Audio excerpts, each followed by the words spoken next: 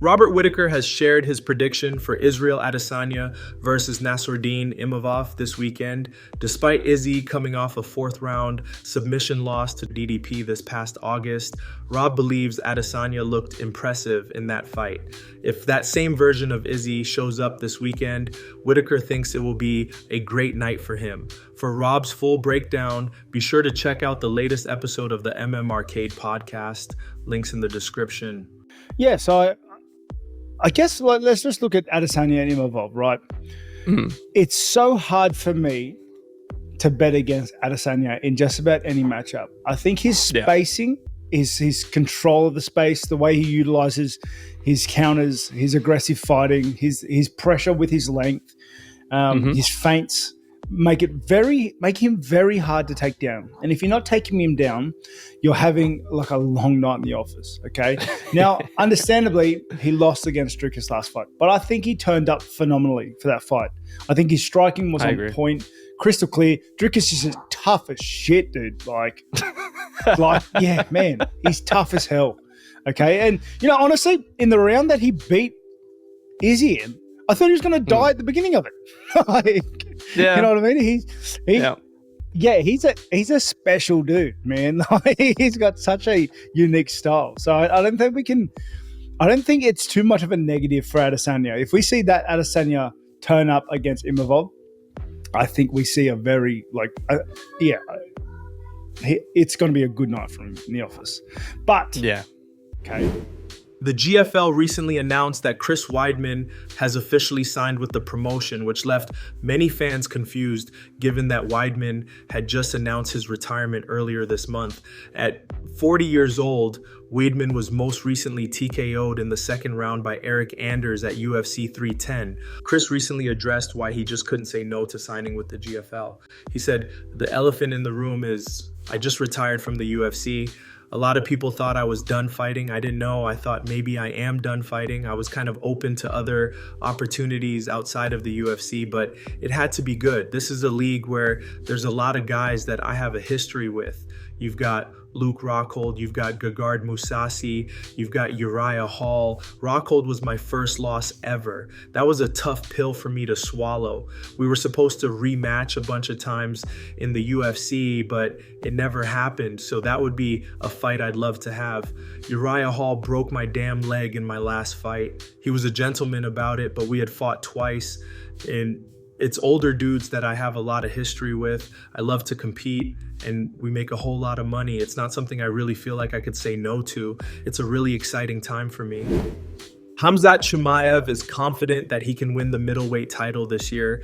Dana White recently stated that Khamzat will probably be fighting the winner of Dricus Du Plessis versus Sean Strickland at UFC 312. Where does Khamzat Chimaev fit into the middleweight division? Do you think he'll get the winner of Strickland Du Plessis, or is he going to fight again before a title shot? Yeah, I think he probably gets the next shot. Khamzat posted this to X today.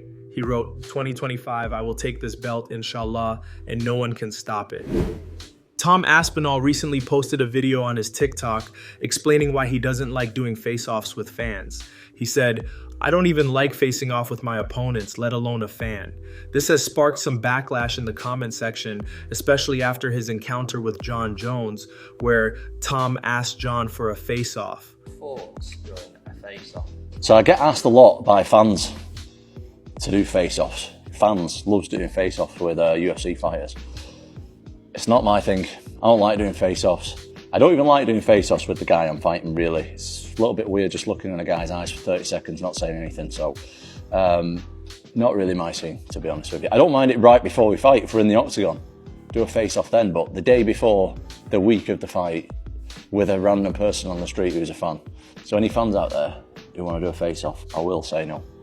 What's going through your head though with a fighter? Do you ever feel like someone's getting the best of you? Or no, do you know what? I don't even look into it too much, you know. Sometimes I've looked at people and I think, they look really nervous. But you know, like sometimes being really nervous can help you. So if someone's really nervous, I'm not underestimating them thinking, oh, they look nervous, they look scared or whatever, because sometimes that is an advantage to them. So I don't really look into it too much, to be honest. Alex Pereira's coach Plinio Cruz uploaded new footage of training to his Instagram.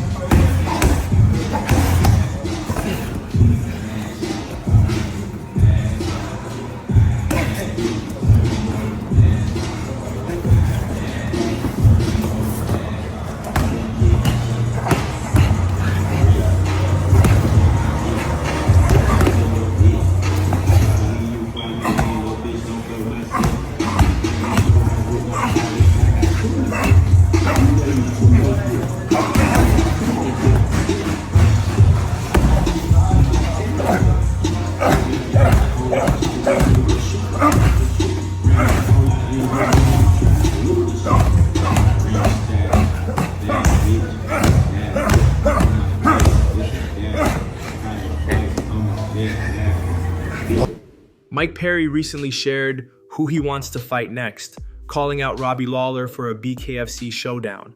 Perry received some backlash for this, given that Robbie is now 42 years old and recently retired from the UFC after his first round KO win over Nico Price in July 2023. On Jake Shields' podcast, Perry also discussed a potential fight with Dillon Danis, who just signed with the GFL. Man, you know, Bare Knuckles trying to make the Robbie Lawler fight. That'd be good. I know that the paycheck is definitely looking good if they're offering it to Robbie, trying to get him to fight me. I think he's a very dangerous character, especially by the way he's playing. Like, people aren't sure if he would even want to, or, you know, they're saying leave him alone, he's retired, this and that. Like, Robbie's dangerous. He's not that old. He's still dangerous. Yeah, people are babies, you know. I've been talking shit with Dillon Danis in the DMs about he wants to have an MMA fight. Nobody will MMA fight. You'll whip that. You'll whip his ass. I'm telling Mams Taylor, let's make the MMA fight, and they're trying to say that they had offered it, this and that, but it would have been the time. First of all, one, they didn't have a date. Two, it was during the Jake Paul. I took the Jake Paul fight. That money was guaranteed. The date was there. I stepped in for Mike Tyson, and I had 6 rounds with Jake Paul, you know, and you know, while I'm doing the experience stuff, Dillon Danis ain't fighting nobody or doing nothing. So, you know, that's something I told Nate Diaz, set up me and Dillon Danis in Real Fight Inc. Yeah, that would sell too, because he used to be a really good grappler. He was a top-notch grappler, but he's not anymore. He's fallen off. He's all just like talking shit, hype. He's not what he used to be. I think he would crush him now. Like 5 years. For the first time in his MMA career, Israel Adesanya is coming off back-to-back losses. A unanimous decision defeat to Sean Strickland in September 2023, followed by a 4th-round submission loss to Dricus Du Plessis this past August. Ahead of his fight with Nassourdine Imavov this weekend, Izzy says he's not focused on the idea of avoiding another loss. He reflects on his past battles with Alex Pereira and how, in preparation for their 4th fight, his mindset was centered on simply winning rather than dwelling on past setbacks. That focus led him to knock Alex out in the 2nd round. Speaking to MMAfighting.com, Izzy said, "I'm not thinking like that. I'm just going in there ready to dominate. I'm not thinking, I don't want another loss." That's a weird way of framing it, because I'm just thinking of what I don't want. I'm in that frequency. No, I have not been thinking that. I'm just gonna go in there and do what I do my best. I know what I am when I'm at my best. When I fought Alex in Miami, I had that I have to win mindset. I wasn't saying I can't lose. I was saying I have to win again. It's a flip, because you're tapping into that, oh, I can't lose. Your brain just recognizes lose. So when I fought Alex for the 4th time, I was just telling myself, I have to win. I was like, win. It's just a different way of looking at things. There's not really pressure. I put pressure on myself when I get out there or when I get to Saudi Arabia. But when it comes down to the fight itself, I don't feel too much pressure because there's no belt on the line. But in the same breath, it feels like a title fight because you're fighting me and it's 5 rounds. I still train for 5 rounds. Not really much has changed in that aspect. Same as I've always had. I never really chased the belt. I always knew it would come around. I knew what I was gonna do in the game. I knew it was gonna come around again. Now I just plan on keep winning and it will circle back. I'm not chasing the belt, but the belt chases me. When I was coming up, I had guys who were at the top that I had to fight to get my chance. They gave me my shot. Now I'm at this point in my career to give him a chance. He gets to fight Israel Adesanya, and it's the biggest fight of his life. Can he rise to the occasion? We're yet to find out. My job is to make sure he doesn't. He's a good fighter. He's slick. He mixes his grappling with his striking well. He's got all right footwork. This is different when you get in there with me. It's a lot different. The moment can get to some people. I don't know if it will get to him before I do. Islam Makhachev has addressed Dricus Du Plessis' advice, which suggested that he avoid moving up to middleweight. As the reigning UFC lightweight champion, Islam has made it clear that he doesn't plan to leave MMA without becoming a double champion. While he's hesitant to move to welterweight due to his close friend and training partner, Belal Muhammad, holding the title in that division, Islam has expressed interest in jumping up 2 weight classes to middleweight. Dricus responded to this saying, I guess good on him for trying that. He won't get that fight now. It wouldn't make sense, but if there should ever be a time where there is nobody to challenge me, nobody for him to challenge, yeah, cool. Look, he trains with 185s in his gym, but there is only one world champion, so kudos to him for saying what he did, but it doesn't really matter because I'll overpower him in any situation. I know he walks around heavy, but I walk around heavy. He's a big lightweight, I'm a big middleweight. There's a big difference there. Islam disagrees with DDP and says he thinks he does possess the keys to victory. Islam said, my height allows a move to middleweight. I think my physical data allows it too. I just need to work with my specialists, gain muscle mass, add a little weight. I think I can try, as I already said at the press conference after the fight. If they offered it to me tomorrow and say they will give me time to gain weight, I would not turn it down. I would 100% agree to fight at middleweight. I'm not saying that I have a better chance that I could 100% finish DDP, but watching his fights, watching his style, I think I have the keys to victory.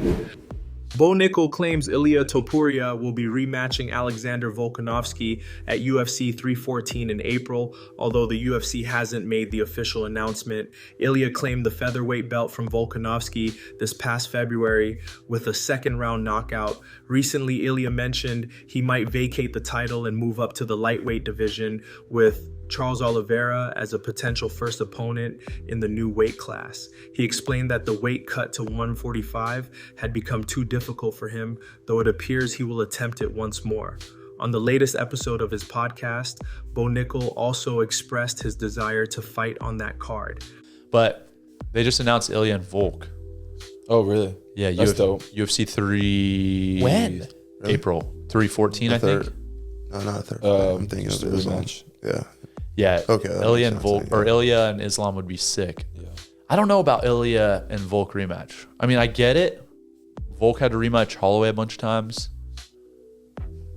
That was a clean knockout though. He knocked him out clean. Yeah. Bad. I think I love Volk. He's great. I don't see a path to victory then for him really. I don't know if that was announced. No, it's official. I know for a fact. I don't know that it was announced for a fact, but I know it's happening for a fact. Inside source. It's been announced. No. I'm announcing it. I like Volk. I like. He's great. He's the man. Yeah. That could. I might fight on that card. That's the card I'm trying to fight on. Nice. Yeah, April, Miami.